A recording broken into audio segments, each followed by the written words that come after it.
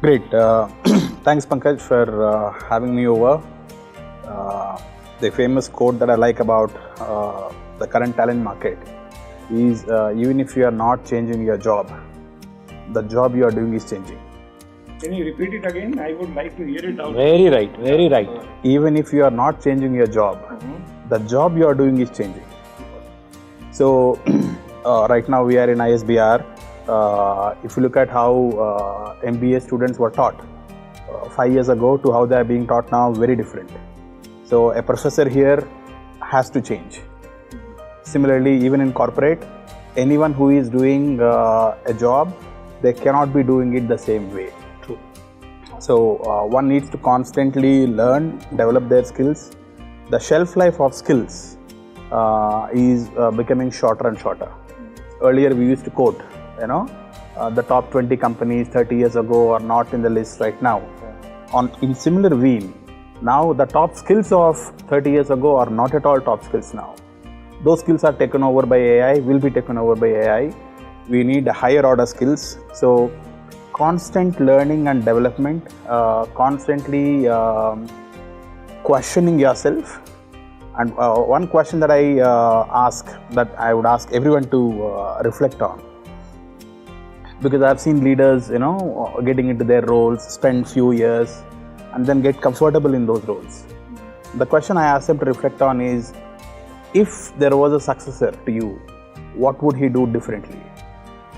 And that makes us relook at ourselves completely, start afresh, start every day as day one, and that's what we say, right? It's not about, startup is not a, these days everyone says, start every day as day one. Yeah. Because you're constantly changing, constantly evolving. So in this kind of a dynamic ecosystem, where skills need to be constantly updated, customers' experience and expectations is constantly accelerating, advancing. People want things more and more convenient, and hence in terms of backward integration, how we make things simple for our customers has to be even more evolving. So in this kind of an ecosystem, the role that HR has to play is, that's how I see that HR has become more and more important, because capability building to meet the needs of an organization that needs to operate differently every year. So HR plays a great role in terms of capability building, getting the right talent, able to attract the right talent, build them, and build an organization for the future. So all around talent, keeping the market in mind. So that's what I see is the greater role of HR. Yeah. So there was a case study.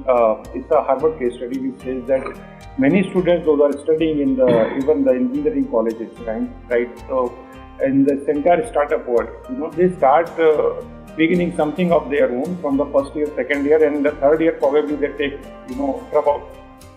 Because they see that more relationship with the business. They see that what is this being taught there in the colleges, right, has very less relationship with what is market is really demanding.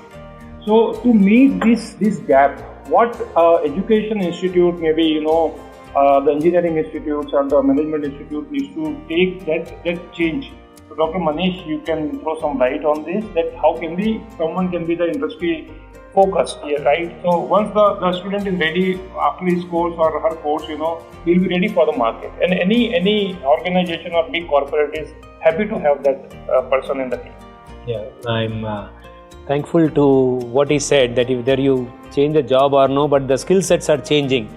And that's very true. In fact, there was a time that once you define a program structure, the program structure lives on for a decade. And education institutions used to continue with that program structure again and again, just like the cassette that you used to put and play. Things have changed. I mean, forget months and years. If we do not review our curriculum, say especially in the field of HR, every semester once, I mean, we have doomed with the curriculum that we have. So, point number one, where you said that how do we battle this out? See, earlier it was like institute used to prepare the candidates and then hand it over to the corporates and industries. Gone are the days. Now is the time the institute and the industry have to work together from day one. Right from the time I'm recruiting my student here at ISBR, a panel members has a person from industry, has a person from academia, has an alumni, and has the academic team on board. And this panel member decides whether the students will get into the course or no. Is the student and the course mapped properly? And only if they are mapped, he gets in the course, he or she gets in the course. Now let's look at second, the designing of curriculum cannot happen unless and until I take the industry on board. So if the industry is not onboarded, the curriculum is not vetted by the person who's finally going to take the product. Knowledge can be given, attitude can be given, but when it comes to skills, the industry has to vet it.